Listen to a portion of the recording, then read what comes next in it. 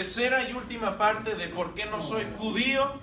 No voy a repasar todo lo que ya hemos visto, está en línea, está en nuestra página de Facebook, está en video, tenemos un canal de YouTube, por cierto, donde todas las clases están ahí. Y para los que no han estado en toda la serie, hemos visto una secuencia de clases donde estamos viendo por qué no soy varias cosas diferentes, por qué no soy varias religiones, varias cosmovisiones. Empezamos por qué no soy ateo, agnóstico, testigo de Jehová, etc. Y hemos culminado con por qué no soy judío. O decíamos, ¿por qué no soy judío o lo soy? Porque hay una relación muy estrecha entre el judaísmo y el cristianismo, y esto vamos a verlo a más profundidad el día de hoy. Hablábamos de la importancia que tiene definir correctamente lo que es el judaísmo. ¿Qué es el judaísmo exactamente y qué es el cristianismo? Veíamos que cuando vemos diferentes formas de definir el judaísmo, podríamos irnos por la definición que dice, bueno, un judío es el que nació en Israel. Bueno, algunos así lo definen, pero yo no soy judío porque yo no nací en Israel, yo nací en México.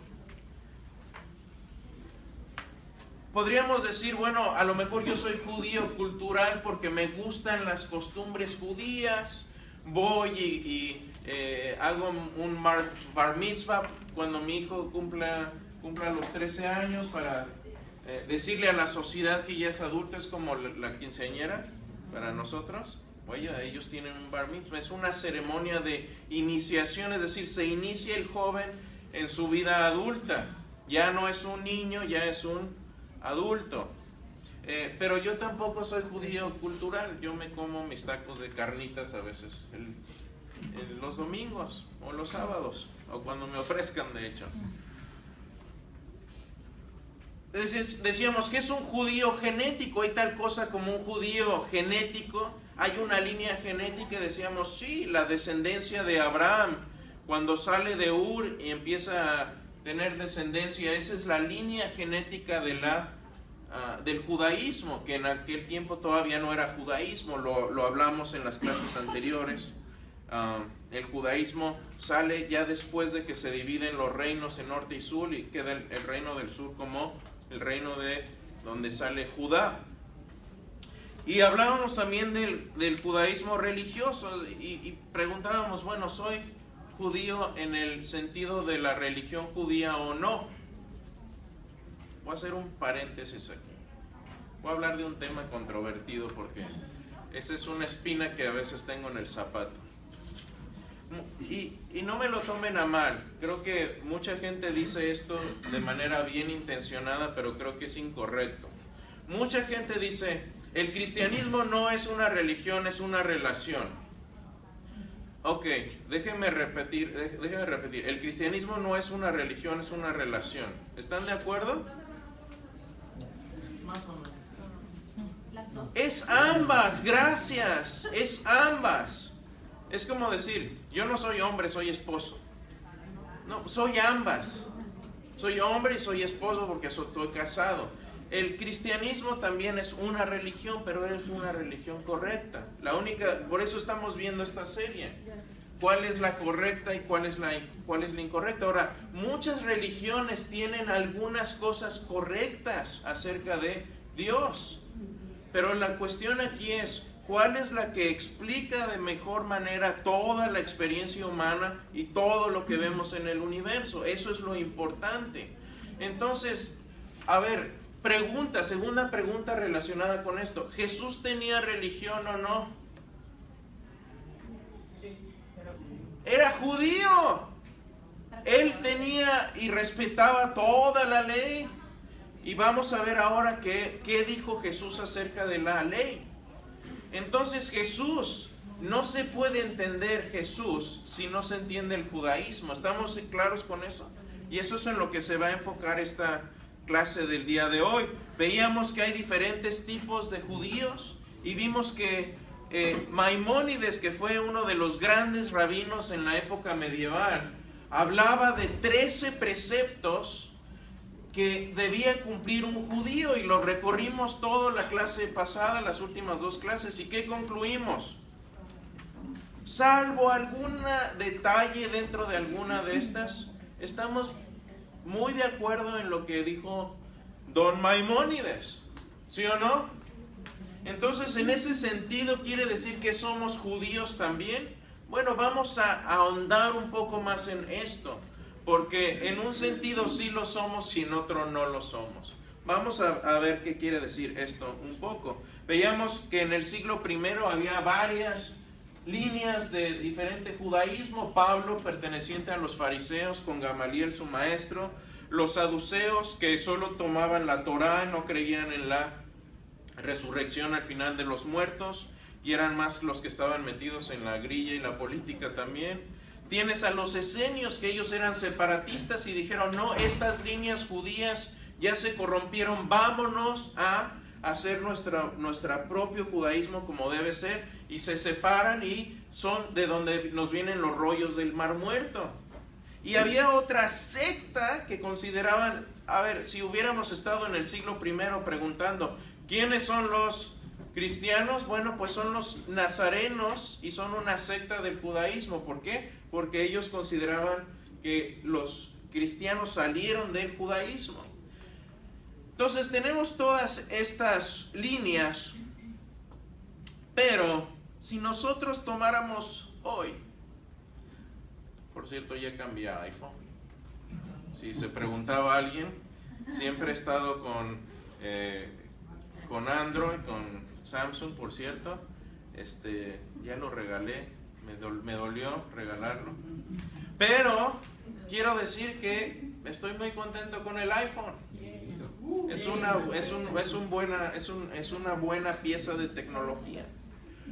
Ahora, si yo pusiera en mi iPhone y pusiera aquí una búsqueda que dijera judaísmo completo, la búsqueda me debería llevar al cristianismo. Porque sucede que cuando vemos el judaísmo y vemos el cristianismo no es más que la continuación de la rama judía. Y vamos a ver ahorita el árbol de esto. Pablo, cuando se convierte, no dice: todo esto que aprendí ya no lo creo, ahora voy a hacerme miembro de otra religión. No, él decía: todo esto que he aprendido y lo que sé de mi judaísmo viene a culminar en la cruz de Cristo. Es decir, la cruz de Cristo es cuando tenemos una historia, una película, en su parte ya decisiva, se llama clímax esa parte de la historia, de la película, de la novela. Bueno, el clímax del judaísmo es la cruz de Cristo. Por eso Pablo decía: esto es locura para los judíos, para los que se pierden.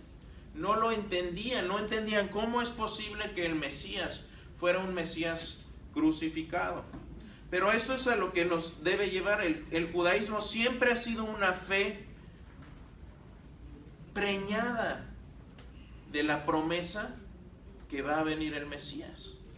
Y nosotros como cristianos creemos que ese Mesías que el judaísmo predice y espera se cumplió con Jesús. Y vimos en la clase, 2 clases atrás, vimos las profecías que se cumplieron con Jesús. ¿Están conmigo? Entonces, esto es muy importante, porque uno no puede entender el cristianismo completamente hasta que no entendamos el judaísmo, porque de ahí es de donde viene. ¿Cuál sería el argumento del judío para no aceptar a Jesús? Bueno, tiene varios. El principal de ellos es que no esperan un Mesías sacrificial. Esperaban un regente que fuera a quitar y a limpiar todo, y esperaban un Mesías que fuera a llegar con poder, un rey que fuera a limpiar toda la sociedad política, esperaban a un líder político, porque así es como ellos lo interpretaron del judaísmo. Pero a mi parecer eso es una interpretación equivocada. Por eso cuando Jesús entra en Jerusalén, entra ya en la última semana antes de la Pascua, entra en un pollino, entra con humildad. Para ellos era impensable eso, y menos que muriera en la cruz, porque Deuteronomio dice, maldito es el que es colgado de un madero. Pero después Pablo explica y dice, ya entendí. Jesús no era maldición en sí mismo, sino que se hizo maldición para que nosotros pudiéramos no tener ya que cumplir la ley. Ese es el meollo del asunto. ¿Qué hacemos con esta ley de Moisés? Es incumplible. Y eso es el centro de lo que vamos a ver hoy. Entonces, si vemos, por ejemplo, esta espera del Mesías, ya lo podemos ver desde Génesis 12. Si ustedes ven Génesis 12 del 1 al 3 y pueden sacar sus Biblias, vamos a manejar mucha Biblia hoy, así que pueden seguirlo ahí. Si les gano no importa, pero voy a ir rápido porque tenemos bastantes pasajes que recorrer. Pero Génesis 12 dice, Dios escoge a Abraham para revelarse y revelar su pueblo, y esto es lo que le dice Dios a Abraham: vete de tu tierra, de la tierra de Ur. Ahí estaba allá al norte, lo que es hoy Irak, por allá. Y vete de tu tierra y de tu parentela y de la casa de tu padre a la tierra que te mostraré, y haré de ti una gran nación, y te bendeciré y engrandeceré tu nombre y serás bendición. Bendeciré a los que te bendijeren y a los que te maldijeren maldeciré, y serán benditas en ti. Aquí está la clave. ¿Solo los judíos? ¿Solo los que cumplen la ley? ¿Solo los que tienen cierta línea abrámica? No dice voy a bendecir tus descendientes, voy a bendecir todas las familias de la tierra. Ahí está el centro de cómo el cristianismo completa esta promesa. Porque el judío sigue pensando, judíos para judíos, y nos quedamos en nuestra burbuja y quieren volver a construir el templo, cuando que el templo ya fue, la cortina del templo ya fue rasgada el día que Jesús fue crucificado. Eso significa que ya no se necesitan sacrificios en el templo. Entonces, ¿el cristianismo qué es?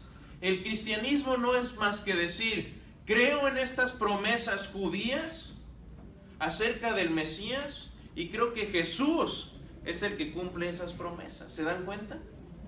Entonces, en un sentido sí somos judíos porque creemos en estas promesas, pero no nos quedamos ahí. Vamos más allá de esas promesas, a creer que el Mesías fue Jesús. Entonces tenemos aquí, si viéramos a Israel como un árbol, bueno, tenemos primero aquí las raíces, y las raíces son proféticas, es decir, va a venir un Salvador, Jesucristo, va a venir un Mesías, va a venir alguien que los va a sacar del problema. Y está también la historia de la salvación, es decir, la historia de cómo Dios se revela a un pueblo para finalmente ser bendición a todas las naciones. Ese es el punto central. Pero ¿qué sucede acá? Que tenemos también el judaísmo mesiánico, es decir, tenemos los judíos, que en cierto sentido nosotros somos judíos mesiánicos. Si se dan cuenta, ¿por qué? Porque no nos quedamos con la promesa nada más, sino decimos la promesa se cumplió. Y también decimos ahora los gentiles, es decir, los que no vienen de esta línea genética o incluso esta línea religiosa judía, también tienen acceso, no automáticamente, pero tienen acceso a ser injertados en este árbol. Así es como lo explica Pablo, ¿sí? Ahora ustedes gentiles, ahora ustedes que no tienen nada que ver con la raíz judaica, pueden ser injertados en este árbol que se llama Israel y ser copartícipes con el pueblo judío de las promesas de Dios. Pero, dice Pablo, cuidado, porque ¿de dónde se alimenta este árbol? De la raíz. No podemos tener cristianismo sin las raíces judías. Eso es lo que nos hace judíos en cierto aspecto. ¿Se entiende eso? ¿Está claro? ¿Qué más tenemos por acá? ¿Qué dice Jesús acerca de la ley? Esto es muy importante. La ley, la relación entre el cristiano de hoy en día y la ley es compleja, pero al mismo tiempo es algo sencillo. Pero esto es lo que dice Jesús en cuanto a la ley en Mateo 5. Dice, no piensen que he venido para poner fin a la ley o a los profetas. No he venido para poner fin, sino para cumplir. Entonces, en las mismas palabras de Jesús está esta idea de que los profetas y lo que se habló en el Antiguo Testamento hablaba de Él. Jesús dijo, esto yo lo vengo a cumplir. Lo que se dijo acá, lo que dijeron los profetas, acá lo cumplo yo. Eso es básicamente lo que dice Jesús. Es tremenda declaración.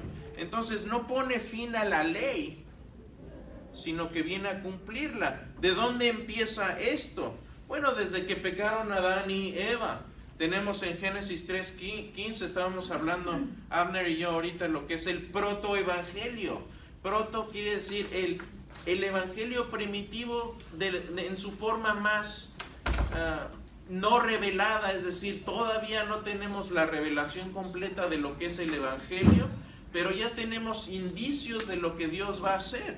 Esto es lo que dice Génesis 3:15, dice, pondré enemistad entre ti y la mujer, entre tu simiente y la simiente suya. Esta te herirá en la cabeza y tú le herirás en el calcañar. Está hablando de la serpiente. ¿Qué quiere decir esto? Que por medio de la mujer y de la semilla de la mujer vendría alguien que heriría a Satanás de muerte, aunque Satanás le heriría con una herida no de muerte. ¿Está claro eso? ¿A qué se refiere esto? Se refiere a la crucifixión. ¿Sí? La crucifixión para Satanás debe haber sido algo de un momento de choque, porque Satanás debe haber pensado, ya la hice, ya la armé, ya lo matamos, ya murió. No contaba con una resurrección después de eso. Porque fue una herida, pero no fue una herida de muerte. Pero la resurrección es el último clavo en el ataúd de Satanás. Eso es lo que constituye la resurrección de Jesús. ¿Se entiende esto? Veamos qué dice Pablo acerca de esto en Romanos 5, 18 y en adelante. Dice, así que como por la transgresión de uno vino la condenación a todos los hombres, de la misma manera por la justicia de uno vino a todos los hombres la justicia de vida. Hay veces que yo escucho gente que dice, pero no es justo que todos seamos malditos por el pecado de uno. Bueno, déjenme decirles, es tan justo como que por la justicia de uno todos tengamos acceso a la justificación. Así que si para justicia vamos, Dios es justo en uno, pero también en lo otro. Eso me fascina, eso de la justicia de Dios. Y sigue Pablo, porque así como por la desobediencia de un hombre, los muchos fueron constituidos pecadores, así también por la obediencia de uno, los muchos serán constituidos justos. ¿Cómo me encantan esas palabras? Quiere decir que tengo esperanza. Hermano, ¿tienes esperanza también tú? Pero la ley se introdujo. Voy a hacer una pausa. Si leen C.S. Lewis, leen su libro de Mero Cristianismo, tiene un párrafo ahí que me encanta. Pero en resumen lo que dice es esto. cuando ustedes hablan del cristianismo, para que tenga sentido, no podemos empezar con las buenas noticias, porque entonces no lo vamos a entender. El cristianismo requiere que empecemos con las malas noticias para que las buenas noticias tengan sentido. El cristianismo no se puede comprender bien si empezamos con las buenas noticias. Tenemos que empezar con las malas. Esto es lo que hace Pablo aquí en el versículo 21. Dice, porque así como el pecado reinó para muerte, ¿qué es esto? Malas noticias. Así también la gracia reine por la justicia para vida eterna mediante Jesucristo Señor nuestro. Entonces empieza con las malas noticias y termina con las buenas. Paréntesis, muchos púlpitos hoy en día en muchas iglesias solamente quieren hablar de las buenas noticias, por eso su cristianismo no tiene sentido. Se llama evangelio de la prosperidad. Todo es lindo, eres lindo, la vida es linda, el dinero te va a llover. Yo sigo esperando. ¿Saben por qué? Porque no tiene correspondencia con la realidad. Eso no es el evangelio. El evangelio es mejor que eso. Son mejores noticias que tienen trascendencia eterna. Cuando Jesús llegaba a la gente y hablaba con él y le decían, Jesús hablaba de una verdad espiritual, y nosotros ¿qué queremos hacer? ¿Qué quería hacer la gente de su tiempo? Terrenalizarla. ¿Debo nacer de nuevo? ¿Debo beber de esta agua? Pero voy a tener sed otra vez. Yo te daré de beber una agua que no te va a volver a dar sed. Pues ¿dónde está esta agua? Dámela. No es algo físico. Y eso es lo que a veces es natural que queramos hacer eso, pero no es eso el evangelio. ¿Qué más tenemos por aquí? Tenemos el llamado y la bendición de Abraham, su relación con la ley. ¿Cuál es la relación entre la ley y el llamado de Abraham y la bendición de Abraham? Bueno, veámoslo en Génesis 12. Génesis 12, veamos del 1 al 3, dice, pero Jehová había dicho a Abraham, y a Abraham todavía no le cambiaba aquí el nombre, vete a tu tierra, de tu parentela y de tu casa, la tierra que te mostraré, haré de ti una grande nación, sí, lo acabamos de leer, te bendeciré, engrandeceré tu nombre y serás de bendición, bendeciré a los que te bendijeren, a los que maldijeren, maldeciré, y serán benditas en ti todas las familias de la tierra. Ahora, si nos adelantamos después al capítulo 15:6, vienen unas palabras muy breves, pero que tienen una relación tremenda con la ley, que después Pablo usa y vamos a verlo ahora. Génesis 15:6 dice, y creyó a Dios y le fue contado por justicia. Qué interesante que cumplir la ley no fue lo que le fue contado por justicia. Pablo, veíamos el miércoles también, Pablo mismo dice, yo era irreprensible, en cuanto a la ley era irreprensible, pero ¿de qué le sirvió? Nada, todavía necesitaba a Jesús. Eso es lo que vemos aquí, y creyó a Jehová y le fue contado por justicia, porque Abraham tenía la esperanza de que el Mesías vendría. Entonces tenemos ahí de nuevo esta idea de este judaísmo preñado de la promesa del Mesías. Y después el apóstol Pablo en Romanos, que es Romanos, si quieren entender un poco la relación entre la ley y el cristiano, dos libros importantísimos que escribió Pablo. Número 1, Gálatas, y número 2, Romanos. Si entiendes esas dos epístolas, vas a entender la relación entre el cristiano y la ley. ¿Es fácil? No, no es fácil, pero ahí está todo lo que necesitamos saber acerca de eso, la mayoría. Romanos 4:13 dice, porque no fue la ley dada a Abraham o a su descendencia la promesa de que sería heredero del mundo, sino por la justicia de la fe. ¿Se dan cuenta? Estas son palabras importantísimas. ¿La justicia cómo nos llega?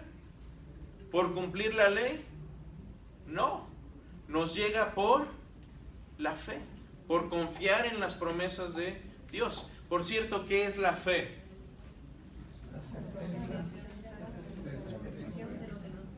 Bueno, ya me dieron la definición, me recitaron un pasaje bíblico. Yo quiero, ¿ustedes qué entienden por fe? Cuando yo digo, tengo fe en mi esposa, ¿a qué me estoy refiriendo? Confianza. Entonces es creerle a alguien, pero es un verbo. ¿Sí? Tiene una acción ahí entremetida. ¿Perdón? Creer sin evidencia. Eso, ahí sí no estoy de acuerdo. Porque la evidencia siempre la hemos tenido. De hecho, ese es un tema de un libro que tengo listo. Pues dice certeza. Es un buen comentario, pero quisiera ahondar en eso.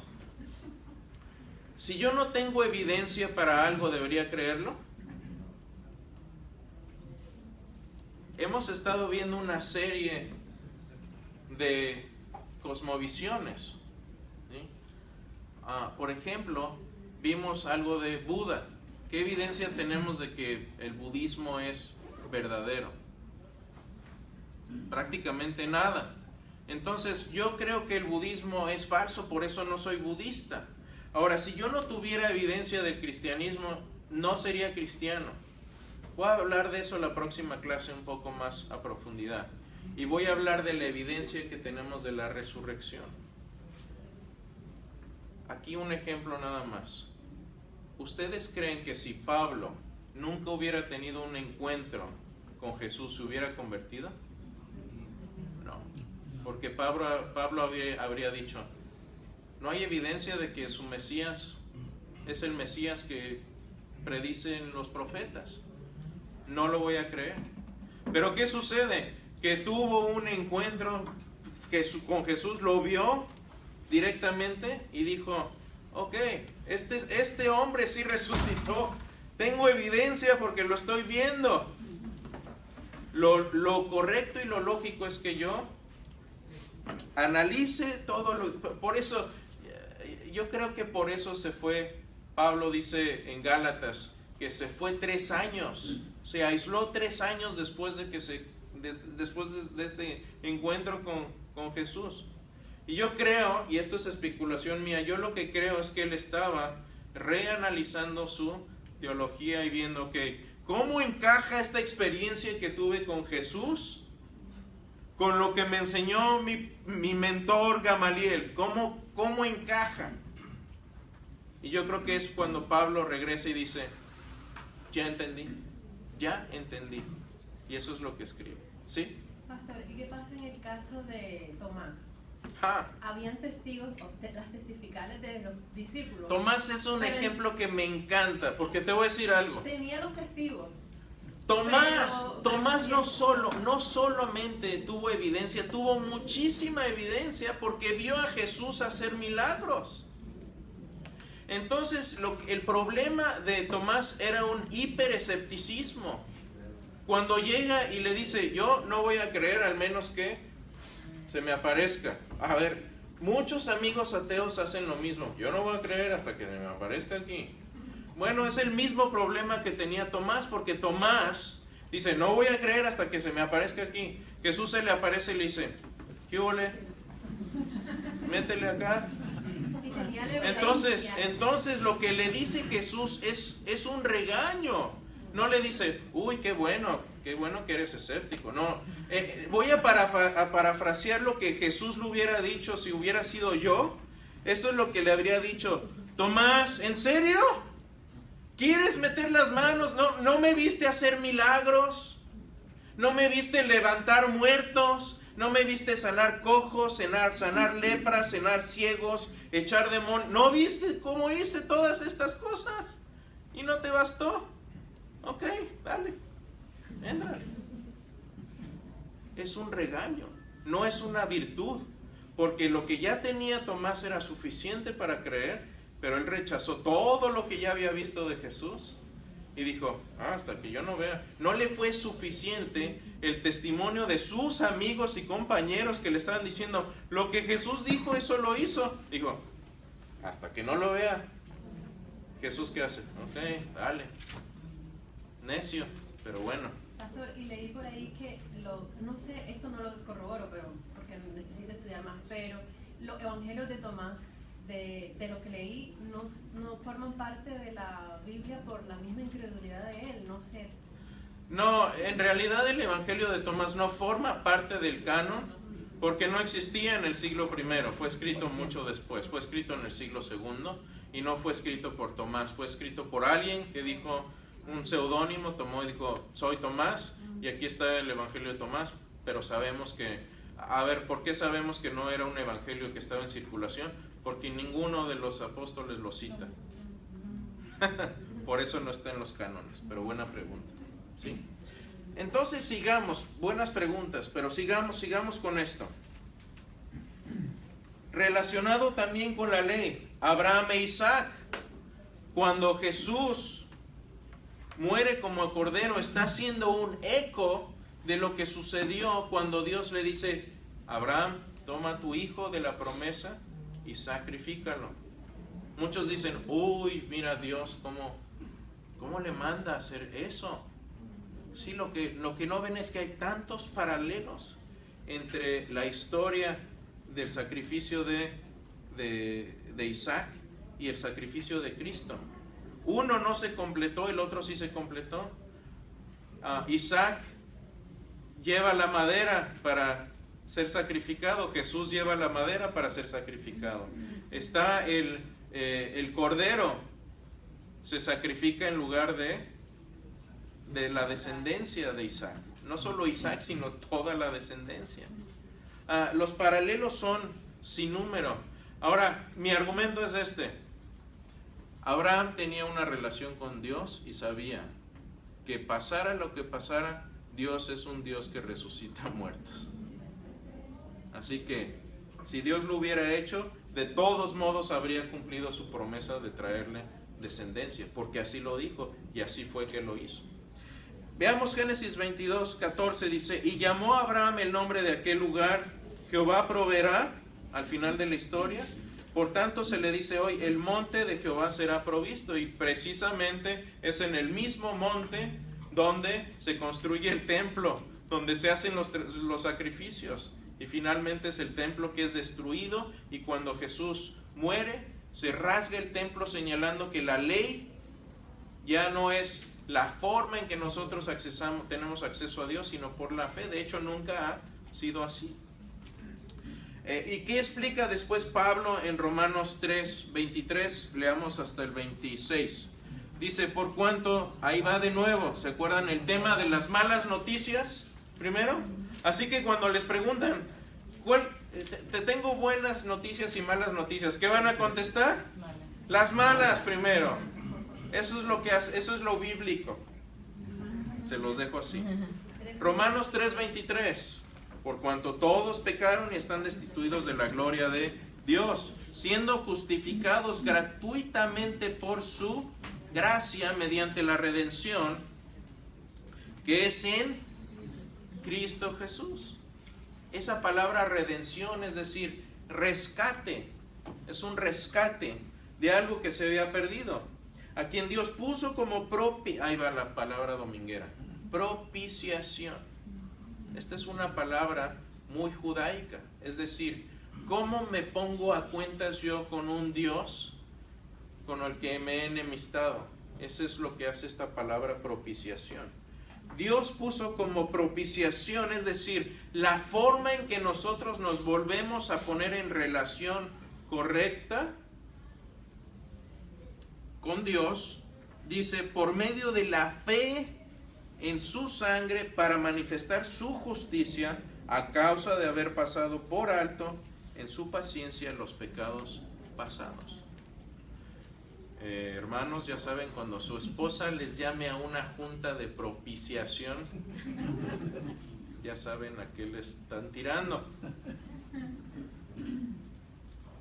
Y finalmente dice, con la mira de manifestar en este tiempo su justicia, a fin de que Él sea justo y el que justifica al que es de la fe en Jesús. Esto es fascinante, esto es algo que por eso es parte de lo que soy cristiano, porque esto está imposible de inventárselo. ¿Cómo es que Dios mantiene su justicia? Es decir, como juez, ¿cómo es posible que Dios deje entrar a seres pecadores al cielo? ¿Eso se lo han preguntado? Sería injusto. Muchos dicen, uy, ¿cómo es que Dios puede mandar gente al infierno? No, preguntemos, ¿cómo es que Dios puede meter gente pecadora al cielo? Sería injusto. Pero Él cumple esa justicia y al mismo tiempo tiene misericordia por medio del sacrificio de Cristo, porque es claro que cuando hay una violación de la ley, alguien tiene que pagar. Espero que a ninguno haya pasado aquí la situación que lo tengan que sacar del bote. Así le decimos a la cárcel en México, por cierto. Pero ¿qué hay que hacer cuando hay que sacar a alguien de la cárcel? Pagar una fianza. A alguien le va a costar. Ese es el mismo concepto que utiliza la ley. Tenemos también, camino a la Pascua, tenemos también otro eco con la ley. Si leemos Juan 3, del 12 al 19, tenemos que la Pascua, ¿se acuerdan que era la Pascua muy rápido? Es cuando los judíos están a punto ya de salir, son la última plaga antes del Éxodo, ¿sí? Y entonces, ¿qué es lo que pasa? Dios les dice, pongan sangre de cordero en el marco de sus puertas, y el ángel de la muerte va a pasar de largo sin tocar al primogénito de esa casa. ¿Qué es lo que indica esto? Por eso los judíos comen panes sin levadura ese día, en la Pascua. ¿Por qué? Porque indica que tuvieron que salir deprisa de sus hogares y no dio tiempo a que la masa se levantara. Por eso son como tortillas. Si quieren ser bíblicos, en la Pascua pueden comerse unas tortillas de harina. Le pueden poner queso y chorizo si quieren, no hay problema, ya no estamos bajo la ley. Ahora, dice esto Juan, dice, si os he dicho cosas terrenales y no creéis, ¿cómo creeréis si os dijere cosas celestiales? Nadie subió al cielo sino el que descendió del cielo, el Hijo del Hombre que está en el cielo. Y como Moisés levantó la serpiente en el desierto, así es necesario que el Hijo del Hombre sea levantado. Lean ese pasaje, pero lo que significa aquí es que Jesús sería levantado, sacrificado, y eso sería para salvación del pueblo. Es lo mismo que sucede con esta serpiente en el desierto, con Moisés. Y aquí viene los pasajes que todos conocemos, para que todo el que en él cree no se pierda, mas tenga vida eterna, porque de tal manera amó Dios al mundo que ha dado a su Hijo unigénito, para que todo aquel que en él cree no se pierda, mas tenga vida eterna. Porque no envió Dios a su Hijo al mundo para condenar al mundo,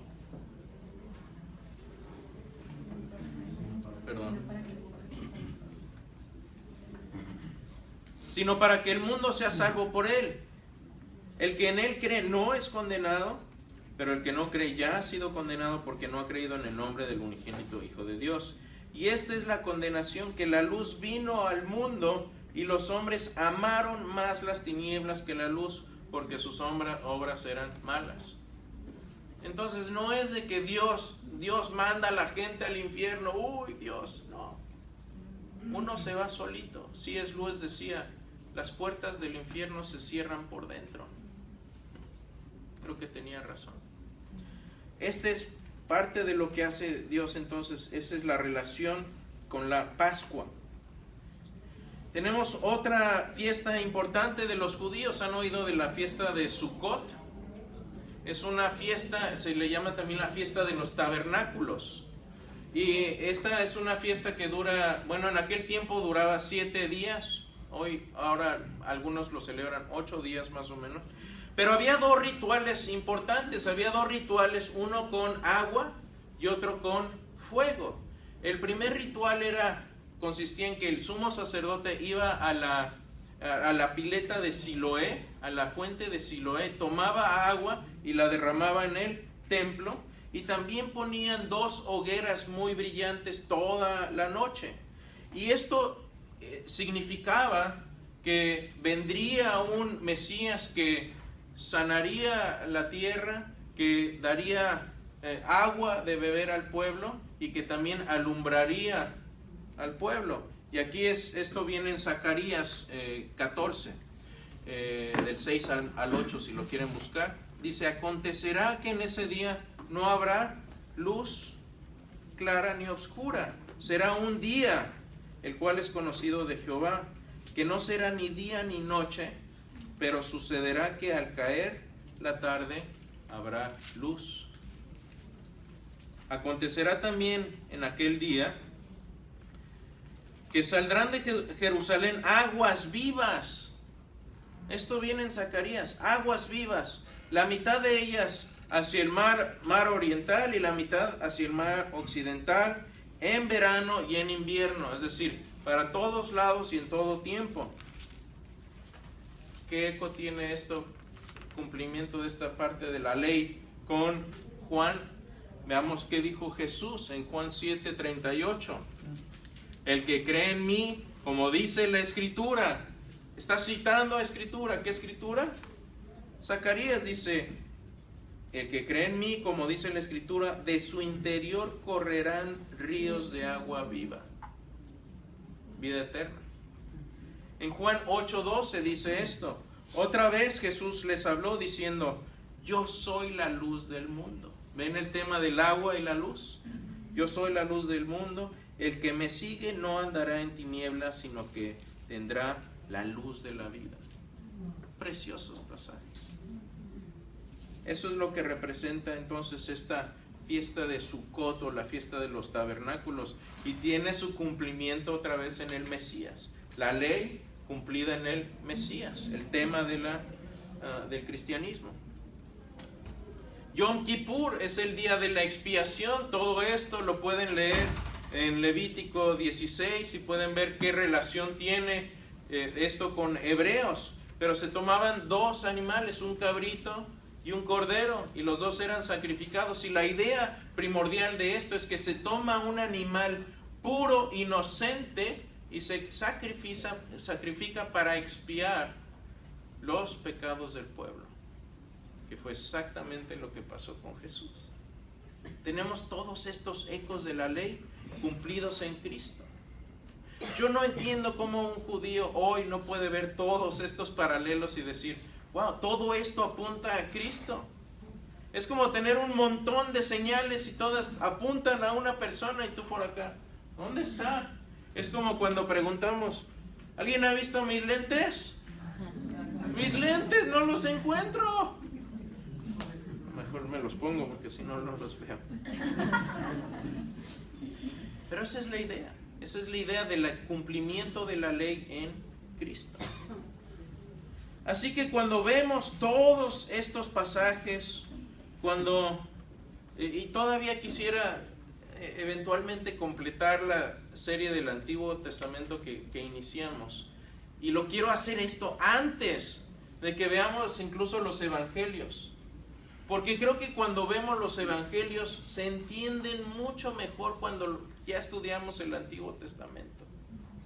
Sobre todo el evangelio de Mateo, que fue escrito para judíos. Los temas que aparecen ahí del judaísmo son tremendamente obvios cuando hay cosas ahí que las leemos en contexto y que entendemos. Les voy a dar una, por ejemplo. Cuando Mateo habla de las genealogías, dice que de esta generación a esta hubo 14 generaciones, de esta persona 14.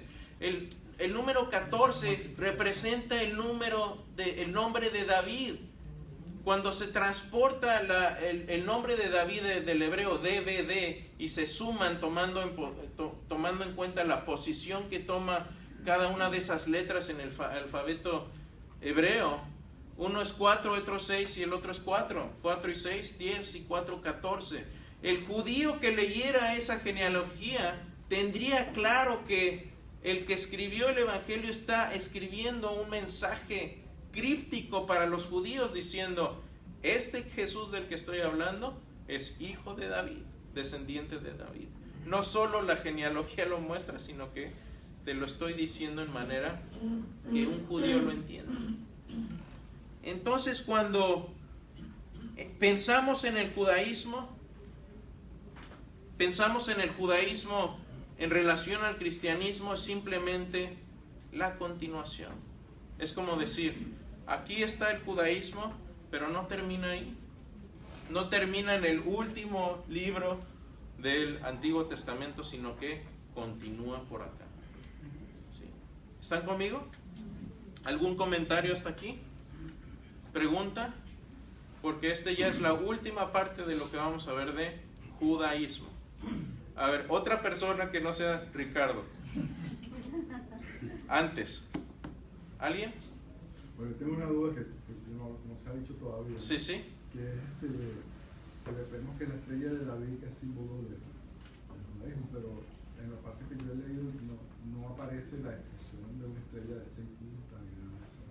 Entonces, ¿de dónde toman el judaísmo eso como símbolo? Honestamente no lo he investigado. Voy aquí a levantar mi bandera de ignorancia y decir, no tengo idea de dónde venga inclusive la tienen en la bandera. La bandera viene en la estrella davídica. Si alguien me ayuda a investigarlo y lo comentamos en la próxima. Sí. Yo he escuchado algo relacionado a eso, de que un triángulo significa el cuerpo, el alma y el espíritu del ser humano, y lo otro la Trinidad de Dios, y eso lo une y ya. Pero ellos no creen en la Trinidad. No puede ser bueno creer en la Trinidad. Sí, ¿tú sabes algo? Sí, son dos triángulos invertidos, uno apuntando al hombre y otro apuntando a Dios. Ah, ahí está. Uno Pero apuntando a hombre y otro apuntando a Dios. Es- ¿Sí, alguien más? Sí, dale. Ok. Dependiendo de las traducciones, no es que una sea mejor que otra. Por eso cuando traté de opinar, ya no continué. Pero si vemos lo que es la definición de la fe, según Hebreos 11:1, en la Reina Valera sería: la fe es la constancia de las cosas que se esperan y la comprobación de los hechos que no se ven. Mi opinión era lo que en otras traducciones hay, francés, en inglés y en español, que dice que es la certeza de lo que se espera y la confianza o la convicción de lo que no se ve. Por eso es más, en esa traducción y en ese término y en esas traducciones es entendible lo que es la fe. Sí, pero no quiere decir que sea mejor, que sea sin evidencia. No, definitivamente, por eso es certeza. Sí. No puedes tener certeza si no hay evidencia. Claro. Exacto. Ok, entonces terminemos con estos puntos para casa. Romanos 11. Perdón, sí. Con respecto a lo que el hermano dice, yo ahorita que estaba explicando eso, me vino algo a mi pensamiento. Porque Abraham fue llamado el padre de la fe. Ajá. ¿Verdad? Y de hecho, nosotros somos hijos de Abraham. Sí, ¿verdad? en cierto En la sentido, fe, ajá. porque hemos creído. ¿Verdad? Entonces, yo pienso que cuando su fe también llevó un proceso, un crecimiento como es de nosotros. Porque, por ejemplo, él se equivocó como nosotros también nos hemos equivocado en buscar a Dios. ¿Verdad? A lo mejor no nacimos en un hogar cristiano, no elegimos, tuvimos a lo mejor un papá pastor o un abuelo pastor, no sé, hay muchos casos, o la mamá era líder o esto o lo otro, y hasta que nosotros tuvimos un verdadero encuentro con Dios, llegamos a ese clima que es al que llegó Abraham, que cuando porque él se equivocó cuando tuvo un hijo con la criada, ¿verdad? Ese no era el de la promesa, y el Señor no maldijo a ese niño ni nada, pero eso no es mi voluntad. Cuando él le cree a Dios de verdad, que ya estaba bien viejito, que ya no podía nada, era todo en contra, Ujú. ¿verdad? Él siguió creyendo en Dios y Dios le visita y le dice, o sea, de verdad que en el tiempo de la vida yo te voy a dar a ti un hijo. Y así sucedió. Y luego le pide, como en el versículo que leímos, que lo sacrificara. Y cuando él está, ¿verdad? Que él creyó, bueno, ya la fe llegó a un nivel y ya tuvieron el bebé, lo acarician, lo besan, lo crían y todo. Ujú. Y luego le dice el Señor, pues entrégamelo, ¿verdad? Y ahí es donde, ¡pum!, la fe. Mi ¿verdad? definición más simple de fe es esto. Sustituyen la palabra fe con confianza. Confianza. Es lo mismo que sucede en relaciones humanas y es lo mismo que sucede Claro, porque- en un matrimonio. Porque en el caso de Abraham, o sea, se le presentó varias veces el Señor. ¿Qué más fe podría tener? Vamos Sí. a decir, no, porque Sí, si entonces, lo está viendo, mientras más claro, conoces a una persona, es más más fácil. confianza vas a tenerle. Entonces tu fe aumenta conforme conoces a Dios. Pero nosotros no lo hemos visto, pero lo sentimos y pienso que, bueno, Pero no que no vamos a tengamos competir con evidencia. Es Abraham, decir, el no ver no quiere decir no tienes evidencia. pero así es. Porque los apóstoles dejaron de ver a Jesús, pero siguieron creyendo en él. ¿Por qué? Por lo que ya habían experimentado con él. ¿Sí? Se me acabó el tiempo. Muy rápido. Rapidísimo, hay que revisar también por cuestión de justificado por la fe, Santiago capítulo 2, porque usan el mismo ejemplo los dos, tanto Pablo como él, sobre Sí. la justificación de la fe, para tener una comprensión más grande, Sí. que es otro punto totalmente diferente. Exacto. Buenísimo. Gracias por los comentarios. Terminemos. Romanos 11:17. Pero si alguno de las ramas, está aquí hablando de este árbol que teníamos, del que Pablo habla, si alguna de estas ramas fueron desgajadas y tú siendo un olivo silvestre, fuiste injertado en ellas, hablamos del injerto de los gentiles en el árbol del judío, fuiste injertado entre ellas y fuiste hecho participante con ellas de la rica savia de la raíz del olivo, no seas arrogante para con las ramas. Lo que nos sostuvo a nosotros fue como cristianos fueron esas promesas. Y eso es lo que dice Pablo aquí. Pero si eres arrogante, recuerda que tú no eres el que sustenta la raíz, sino que la raíz es la que te sustenta a ti. Debemos tener una perspectiva correcta de nuestro cristianismo y, como decimos, no olvidemos de dónde venimos. Levítico 16:30 dice: serán limpios de todos sus pecados delante del Señor. ¿Cómo es posible esto en la ley?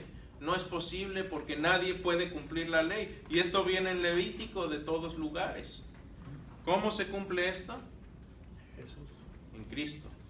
Y la forma de ser limpio es por medio de la sangre de Cristo. Ahí es donde el judaísmo se queda corto.